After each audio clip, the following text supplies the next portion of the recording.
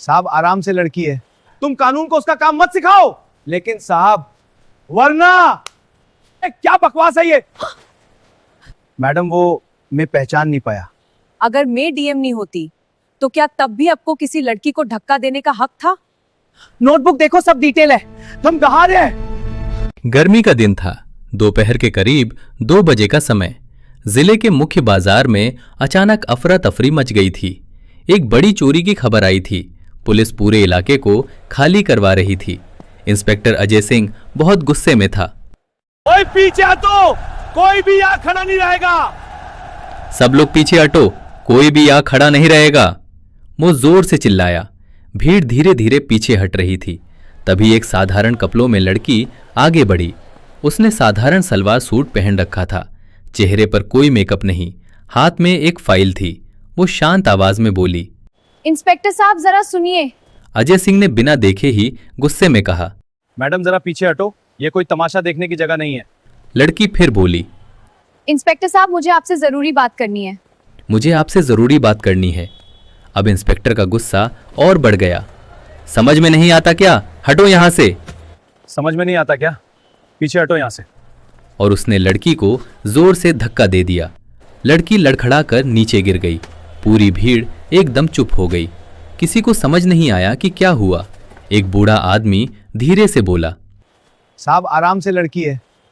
Inspector ने उसे भी डांट दिया, तुम कानून को उसका काम मत सिखाओ। लेकिन साहब वरना आप लोग पुलिस का काम सिखाओगे? लड़की धीरे धीरे उठी। उसके कपड़ों पर धूल लग गई थी, लेकिन उसके चेहरे पर गुस्सा नहीं था, बस एक अजीब सी शांति थी। उसने बस इतना कहा, ठीक है इंस्पेक्टर साहब, और वो चुपचाप पीछे चली गई। इंस्पेक्टर ने ध्यान ही नहीं दिया। उसे लगा कोई आम लड़की होगी, लेकिन 10 मिनट बाद पूरा माहौल बदल गया। अचानक 4 सरकारी गाड़ियां वहां आकर रुकीं। लाल बत्ती वाली गाड़ियां।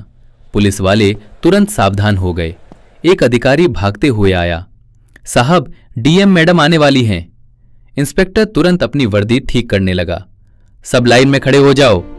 गाड़ी रुकी, दरवाजा खुला और जो बाहर निकली उसे देखकर इंस्पेक्टर के पैरों तले जमीन खिसक गई। वही लड़की जिसे उसने धक्का दिया था।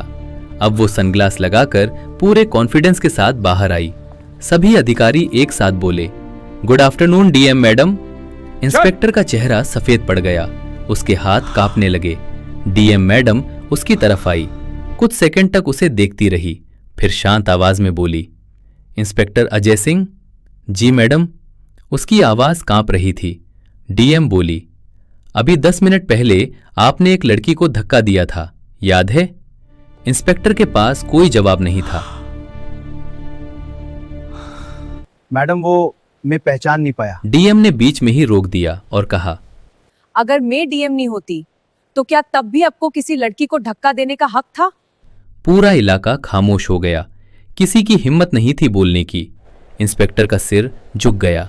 डीएम ने आगे कहा, आज आपने मुझे नहीं अपनी वर्दी की इज्जत को धक्का दिया है। यह सुनकर बाकी पुलिस वालों की भी नजरें झुक गईं। फिर डीएम ने एसपी को बुलाया। एसपी साहब तुरंत इस इंस्पेक्टर का डिपार्टमेंटल इंक्वायरी शुरू कीजिए। ठीक है, मैं जरूर देखूंगा। मैडम एक मौका दे दीजिए, गलती हो गई। गलती? ये सब बहुत सीरियस है। मौका देना मुश्किल है, प्लीज। इंस्पेक्टर घबरा गया। मैडम एक मौका दे दीजिए, गलती हो गई। डीएम ने उसकी आंखों में देखते हुए कहा, कानून में गलती और घमंड दोनों की सजा होती है, लेकिन कहानी यहां खत्म नहीं होती, क्योंकि डीएम वहां सिर्फ इंस्पेक्शन के लिए नहीं आई थी। वो एक बहुत बड़े करप्शन केस की गुप्त जांच कर रही थी, और सबसे बड़ा शक उसी इंस्पेक्टर अजय सिंह पर था। अगर आप चाहो तो मैं पार्ट 2 में बताऊंगा डीएम मैडम क्यों भेष बदल कर आई थी।